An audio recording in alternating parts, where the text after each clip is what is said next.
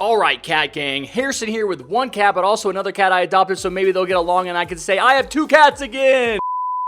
It's been a hot minute since I made an Evolution Evade video, but the game is smack dab in the middle of its Halloween event, so you know I had to go back and try it out. And wouldn't you know it, this event boss has one of the coolest abilities I've ever seen an enemy have, so be sure you stay tuned because I'm going to tell you all about it. Luckily for me, I met a pro EE player in a random lobby and he carried me through the event. So in this video, I'm going to be showing y'all what towers to use, where to place those towers, and the best strategy to bring home the epic victory royale in the Evolution Evade Halloween event. But before I get started, why not go ahead and hit that like button? Because it's already November 3rd and we're still talking about Halloween. Okay, first thing I want to let you guys know is that we actually lost the game that I'm showing you on screen right now. But come on, it was our first attempt and the spider got in with only 1,000 health. We did end up beating it on our second game. I just wanted to show this footage because I felt that I got better shots of the enemies and had better conversations with my teammates during the game, and I wanted you guys to see that. So I will be showing you that we killed Tarantulas, which is the event boss, at the end of the video. Alright, now let's get down to business. First off, I'm going to give a big fat shout out to that boy Soul for giving us this strat. He helped me out so much and gave me a ton of advice, so I appreciate that. Also, shout out to Rodvin and Maxim9876543 for coming along and helping us win. Here are the loadouts we used. Player 1 needs to bring turret, heavy base, pirate, Zeus, and general. Player 2 needs to bring turret, heavy base, Zeus, and church. Player 3 needs to bring turret, heavy base, and campfire. And player 4 needs to bring turret and heavy base. Now, since EE has a perk system for the towers, it's going to be very important that you use specific perks for the turret, the general, and the pirate. For the turret, be sure to use Shred Machine. For the general, use Dictator. And for the pirate, use Treasure Looter. Here are the rest of the perks that we use for the towers, although I don't think these are absolutely necessary. For the heavy base, use Increased Production. For the campfire, use either more wood or fire spread, and for the church, use economical. Now, as far as the potions go, we did use the power potion, which will increase your tower's attack rate by 75% for 12 seconds. We used like 6 of these during our first game, but during the second game, we just used a couple because I think we did a better job with upgrading our turrets, so we didn't need as many. You're definitely going to want to save at least one for the final boss because he is going to get super close to getting into your base, and the power potion will help stop him. Alright, so here is the placement map. Go ahead and place your turrets here, put the church here, put the general here, place the pirate here, put a campfire here and here, place your heavy bases as close to the church as possible, and place Zeus here. Alright, now I'm going to go over what each player does because it's pretty simple. Let's start with player 1. They need to place 2 turrets, then get a general and a pirate. Then upgrade the general to level 3 and max 1 turret. After that, go ahead and max the pirate and the general. At this point, you just need to place Zeus and wait until the final wave to max him. Then on the final wave, spam max level heavy bases. One note about this strat is that you can max the general after you place the pirate if the players in your game didn't bring enough power potions. Now on to player 2. This was what I did in this game, so trust me when I say it's not too difficult. First, place 2 turrets and upgrade them to level 2. Then place the church and max it. Then max your turrets. After that, you can place Zeus and max him. Then on the final wave, go ahead and spam max level heavy bases. For player 3, they need to place 2 turrets, then place a campfire and max it, then place another campfire near the pirate and max that one, then max the turret you've already placed and place 3 more max level turrets and spam max level heavy bases on the final wave. And for player 4, it's super simple. They're going to focus on placing 7 max level turrets, then spam max level heavy bases on the final wave. And you want to wait until the final wave to place the heavy bases because you want those vehicles to take out all the enemies in front of the spider, so you can focus on doing damage to Tarantulas as soon as possible. Alright, that does it for the strategy for each player. Now I'm going to give you some general strategy advice. I think you're going to benefit from placing a couple of turrets ahead of the main group right about here, just to weaken up the enemies before they get to the main force. I feel like this makes it less likely that you'll leak any enemies into your base, but be sure to keep your main force in this area as this will be where you do most of your damage. It's also beneficial to have as many of your towers as close together as possible so that you get the most out of your power potions. Another tip is to be sure that whoever is using Zeus is spamming his ability against the boss. As I already said, the boss gets pretty close to your base even with the power potions, so you need to hit him with as much damage as you can to trigger his second phase as soon as possible. And speaking of his second phase, this is one of the coolest things about this event. The boss can actually de-level your towers. So when he switches phases and takes your towers from level 5 down to level 4, if you don't go back and upgrade those turrets and heavy bases back to level 5, you're gonna lose. This is exactly how we lost our first game. Too many of our turrets were left at level 4, so as soon as you see your towers go down a level, be sure to upgrade them back to level 5. And one final note about this strategy is that you could definitely try some different towers to see how they work. Right now, the general consensus is basically that turret spam is OP,